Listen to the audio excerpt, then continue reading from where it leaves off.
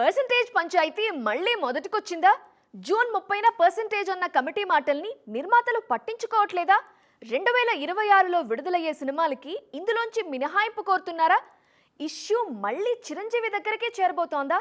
ఈ పర్సెంటేజ్ సమస్య తేలే వరకు థియేటర్స్ అద్దెలు పెంచాలని ఎగ్జిబిటర్లు పట్టుపడుతున్నారా? అసలు ఏం జరుగుతోందో ఎక్స్క్లూజివ్గా చూద్దామా?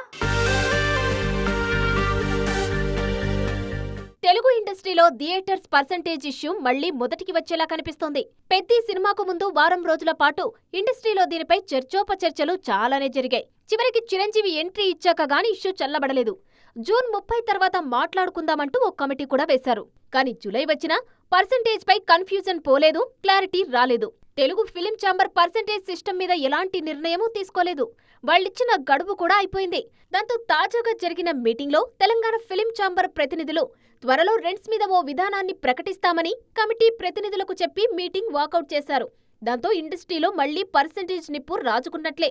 తాజాగా అందుతున్న సమాచారం ప్రకారం థియేటర్ రెంట్స్ పెంపుదల అనేది హీరో అండ్ బడ్జెట్ మీద ఆధారపడి డిసైడ్ చేయాలని చూస్తున్నారు ఎగ్జిబిటర్లు.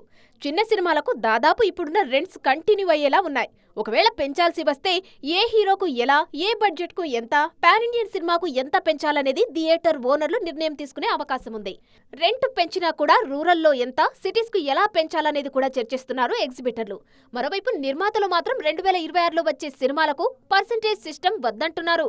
మొత్తానికి Telugu film chamber, Telangana film chamber మధ్య జరుగుతున్న ఈ పర్సెంటేజ్ పంచాయతీలో ఎవరు ఇరు వర్గాలకు ఆమోదయోగ్యమైన నిర్ణయాలు తీసుకుంటారనేది వేచి చూడాలి.